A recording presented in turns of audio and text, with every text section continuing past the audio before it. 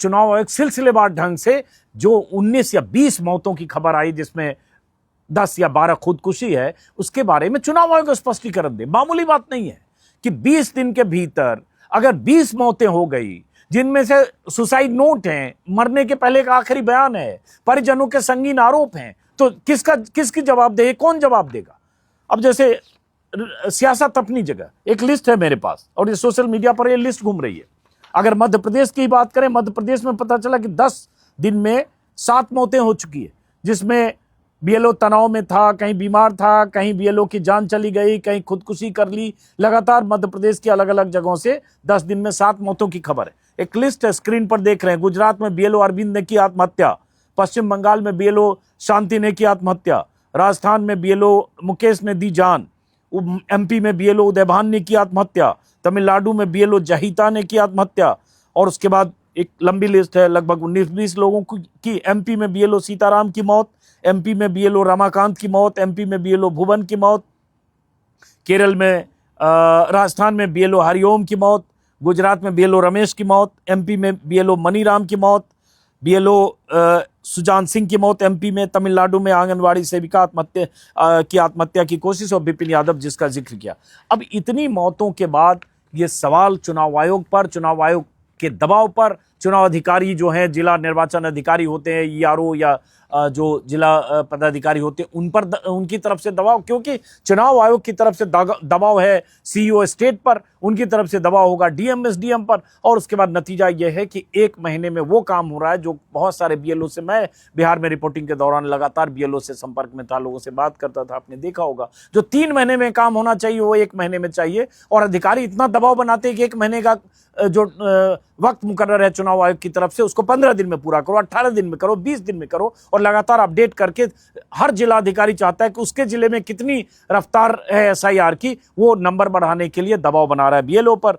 इसमें बहुत सारे लोगों के बयान देख रहा हूँ, अखिलेश यादव, सुप्रिया सिनेत, यूपी कांग्रेस। एक बात ये भी देखी मैंने, अखिलेश ने शायद 2 दिन पहले एक चिट्ठी लिखी बीएलओज को कि बीएलओ जो दबाव में है उनके नाम पर, वो चिट्ठी भी मैं बताऊंगा आपको, परसों की चिट्ठी है। लेकिन उससे पहले जैसे इस्तीफे की बहुत जगह दबाव की वजह से बीएलओ के इस्तीफे की खबर है, बीएलओ के खिलाफ कार्रवाई की खबरें, एक जैसे बीएलओ के दबाव, एसआईआर के दबाव में बीएलओ ने किया रिजाइन, नोएडा में स्कूल टीचर पिंकी सिंह ने, और ये जो बीएलओ रिजाइन कर रही हैं या कर रहे हैं, वो अपनी इस्तीफे नामे में लिख रहे हैं कि उन पर दबाव है। अब इससे बड़ा सबूत क्या चाहिए कि दबाव में उनसे टारगेट पूरा करने के लिए एक तरह से मानसिक प्रताड़ना के दौर से बीएलओ गुजर रहे हैं, क्योंकि 16 घंटे, 18 घंटे, 20 घंटे ये काम आसान नहीं है, उसके बाद भी उनके पास वक्त नहीं है। एक इस्तीफानामा है मेरे पास, सरकारी टीचर पिंकी सिंह, जिन्होंने निर्वाचन जिला श्रीमती निर्वाचन अधिकारी को उन्होंने लिखा कि मैं अपने जॉब से रिजाइन कर रही क्योंकि मेरे से ये कार्य नहीं हो पाएगा। उसी तरह से एक बीएलओ हैं कविता नागर, नोएडा में, उन्होंने भी इस्तीफा दिया, 24 तारीख का है, जिसमें उन्होंने कहा वर्तमान परिस्थितियां अत्यंत विषम हो गई हैं, बीएलओ का कार्य करते हुए फील्ड में लोगों का व्यवहार और अपने विभाग के अधिकारियों का रवैया बहुत ही दुखद है, जिसके कारण मैं मानसिक तौर पर बहुत परेशान हूं। इसलिए मैं अवगत कराना चाहती हूं कि अध्यापन कार्य तथा बीएलओ के कार्य से इस्तीफा दे रही हूँ, स्वीकार करते हुए मार्गदर्शन करें। मतलब नौकरी से, बीएलओ आमतौर पर सरकारी नौकरी या आंगनबाड़ी कर्मचारी होते हैं, नौकरी तक से इस्तीफा दे रहे हैं क्योंकि उन्हें लग रहा है कि हम ये काम नहीं कर पाएंगे इतने कम वक्त में।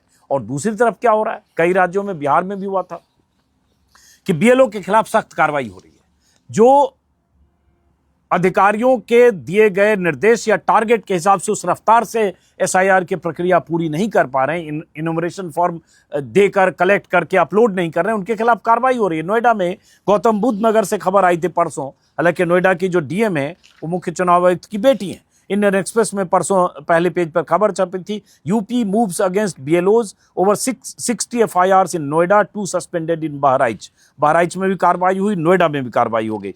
इसमें कहा गया गौतम बुद्ध नगर के दादरी में 18 लोगों पर एफआईआर दर्ज की गई, जिसमें 12 आंगनबाड़ी कार्यकर्ता और सरकारी स्कूल के शिक्षक हैं। ग्रेटर नोएडा के इकोटेक फेज 1 थाने में 33 बीएलओ और 1 सुपरवाइजर के खिलाफ एफआईआर दर्ज की गई। जेवर थाने में भी अधिकारियों ने 17 बीएलओ के खिलाफ एफआईआर दर्ज कराई। देखिए, मैं ये कहूंगा कि अगर कोई बीएलओ काम नहीं करना चाहता है, जानबूझकर लापरवाही कर रहा है, या जो ड्यूटी के प्रति एक उसकी ये होनी चाहिए कमिटमेंट, प्रतिबद्धता, वो नहीं है, तो आप जरूर सख्ती कीजिए। लेकिन यहां सिर्फ वो बात नहीं है। बिहार में मैंने देखा था बहुत सारे ऐसे बीएलओज, चूंकि दबाव है कि आप चाहे अधूरे कागज बिना डॉक्यूमेंट के भी जल्दी जल्दी काम करो, और उस चक्कर में बीएलओज बिना गए, बिना वोटर से मिले फर्जी तरीके से फॉर्म भर रहे थे, खुद ही भर रहे थे, खुद ही दस्तखत कर रहे थे, खुद ही अपलोड करते, खुद ही जमा कर रहे थे। ये सब मैंने वीडियो में दिखाया। यहां भी बीएलओज पर जब टारगेट आप दे देते हैं कि आप 1000, 1100, 1200 जिसके बूथ पर जितने हैं उनके घर घर जाइए, दोपहर का टाइम है, कोई नहीं है, कोई नौकरी पर है, कोई कहीं बाहर है, किसी घर पर ताला लगा है, बीएलओ जाते हैं, नहीं मिलता है, या फॉर्म दे नहीं पाते हैं, या फॉर्म कलेक्ट नहीं कर पाते हैं, लेकिन उस टारगेट की वजह से वो इतने दबाव और तनाव में आते हैं। सुबह 6 बजे से लेकर रात 10 बजे तक काम करना पड़ रहा है, और उसका नतीजा है वो तनाव में। तो जो नहीं करना चाहे, अगर ये मॉनिटरिंग हो रही है कि वाकई नहीं कर रहे हैं, तो कार्रवाई करिए। लेकिन क्या यही वजह है? बिहार में तो बहुत जगह मुझे ये पता चला कि बहुत सारे बीएलओ जो जिस तरह का पैमाना चुनाव आयोग ने तय किया, उस पैमाने के मुताबिक भी काम करने को तैयार थे, वो रफ्तार नहीं पकड़ पा रहे थे, क्योंकि जिलाधिकारी या उच्चाधिकारी ज्यादा फास्ट चाहते थे, उनके खिलाफ भी कार्रवाई हो रही थी। तो क्या यहां ये बीएलओ इतने सस्पेंड किए जा रहे हैं, क्या वाकई सस्पेंशन सिर्फ इसलिए तो नहीं है कि वो 18-20 घंटे उनसे काम लेकर उस रफ्तार से वो काम जितना प्रशासन चाहता है उतना वो ना कर पा रहे हो, या कुछ और वजह है? इसकी जांच होनी चाहिए। और भी जगह देख रहा हूं कुछ जगह से सस्पेंड बीएलओज को, और जो इस तरह के एसआईआर की प्रक्रिया में जो लोग लगे हैं उनके सस्पेंड करने की खबरें आ रही है। मौतों की बात, आत्महत्या की बात, ये सब तो मैंने बताया। अभी एक देख रहा हूं कि बदायूं में एसआईआर सर्वे में सुस्ती बरतने के आरोप में 106 बीएलओ का वेतन रोक दिया। बीएलओ एक निचले दर्जे का एक कर्मचारी होता है, आंगनबाड़ी सेविका हो या इस तरह प्राइमरी स्कूल के टीचर हों। अब सोचिए उनका वेतन रोक दिया गया। पता चला कि 1 तारीख ये 34 आंगनबाड़ी, 36 रोजगार सेवक, 23 शिक्षा मित्र, 19 अनुदेशक, 4 सहायक अध्यापकों का वेतन मानदेय रोका गया है, और उसमें जाहिर है उनमें उनके काम में सुस्ती पाई गई। अब सुस्ती और स्पीड, यही सबसे बड़ा संकट है। इतनी स्पीड चुनाव आयोग या चुनाव आयोग के अधिकारी चाहते हैं, जो स्पीड इनके लिए जानलेवा होता है। एसआईआर में चुनाव आयोग की मंशा, चुनाव आयोग की नियत, 1 महीने में चुनाव आयोग जिस तरह से एसआईआर की प्रक्रिया को पूरी करना चाहता है, उस पर विपक्ष पहले से लगातार सवाल उठा रहा है।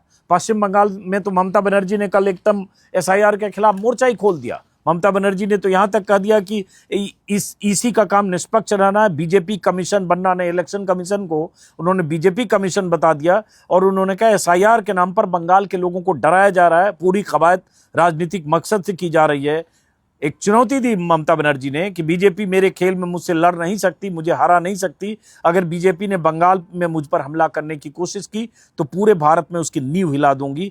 एक एसआईआर में 3 साल लगते होने में हमने कभी विरोध नहीं किया, बस इतना ही कहा कि किसी वास्तविक वोटर का नाम नहीं काटा जा सकता। यह आरोप बहुत जगह विपक्षी दल के नेता लगा रहे हैं कि टारगेटेड ढंग से नाम काटने की प्रक्रिया भी इसके साथ होती है। यह साजिशन इस तरह से टारगेट किया जाता है ताकि विपक्ष के वोट कटें। ये आरोप लगातार विपक्षी दल लगाते रहे, लेकिन सवाल उठता है चुनाव आयोग की चुप्पी, चुनाव आयोग का स्पष्टीकरण, या चुनाव आयोग का जिस तरह से जवाब आना चाहिए वो नहीं आता है। चुनाव आयोग की चुप्पी है इतनी मौतों के बाद। अखिलेश यादव ने परसों एक चिट्ठी लिखी थी, और मैं कहूंगा कि जो भी बीएलओज परेशान हैं, नहीं कर पा रहे हैं, तो जान देना कोई समाधान नहीं है।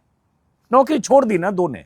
अगर आपको लगता है नहीं कर पा रहे हैं और आपको इसकी सजा मिल सकती है, आप इतने दबाव तनाव में हैं कि आप जान देने की नौबत पर जा रहे हैं, या हार्ट अटैक करके अस्पताल में भर्ती हो जा रहे हैं, हार्ट अटैक होने की वजह से अस्पताल में भर्ती हो जा रहे हैं, मत दीजिए जान, आप इस्तीफा दे दीजिए। अगर लगता है कि नहीं कर पा रहे हैं तो, या प्रतिवाद दर्ज कीजिए, लेकिन जान देना कहीं सोल्यूशन नहीं है। उससे क्या है, आपके परिजन, आपके परिवार के लोग आप पर जो डिपेंडेंट है, वो उसके बाद जिंदगी भर के लिए उस संताप को झेलेंगे, आप तो चले जाएंगे। अखिलेश यादव ने एक चिट्ठी लिखी थी, प्रिय बीएलओ भाई और बहन, एसआईआर का जो इम्प्रैक्टिकल टारगेट देकर आप सबके लिए के साथ अमानवीय व्यवहार किया जा रहा है, आपके ऊपर मानसिक दबाव बनाया जा रहा है, बेहद निंदनीय और आपत्तिजनक है।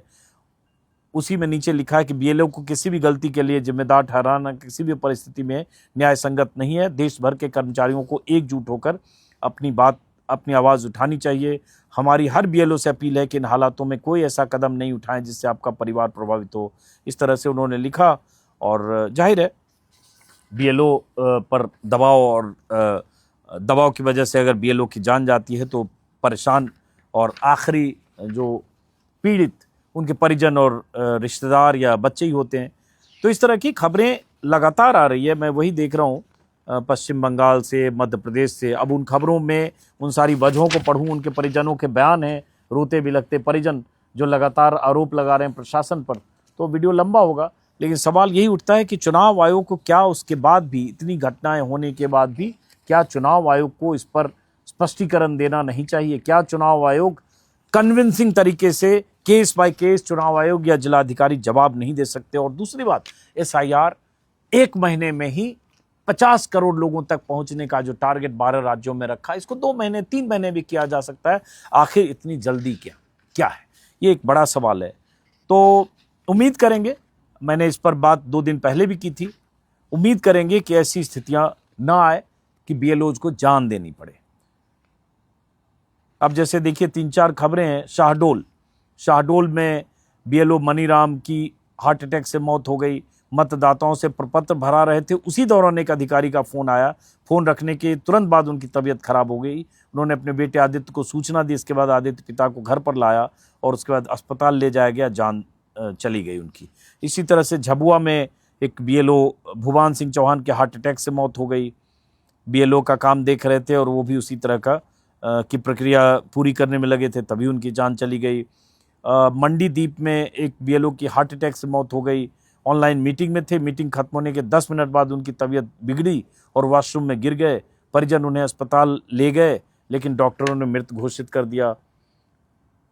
रीवा में एक बीएलओ का ब्रेन हेमरेज हो गया। भिंड में बीएलओ ड्यूटी के दौरान शिक्षक को हार्ट अटैक। ऐसी बहुत सारी खबरें हैं और बहुत निराशाजनक और डिप्रेसिंग खबरें हैं, लेकिन मौतें हुई है। अब इन मौतों की जिम्मेदारी कोई लेगा नहीं, जवाब कोई देगा नहीं।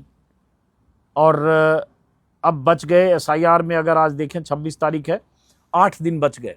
8 ही दिन में ये सब काम करने हैं। जिनका पूरा हो गया उन्हें 8 ही दिन में ये सारे काम, सबको टारगेट पूरा करने हैं।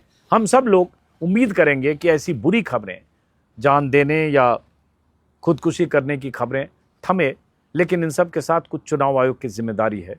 सामने आए ज्ञानेश कुमार और बताएं कि आखिर ऐसी क्या जिद है, ऐसी क्या मजबूरी है कि 1 महीने में इसी ढंग से एसआईआर कराना है 12 राज्यों में, चाहे 20 जाने चली जाए, चाहे 50 जाने चली जाए। फिलहाल इस वीडियो को यहीं खत्म करते हैं, फिर मुलाकात होगी। नमस्कार।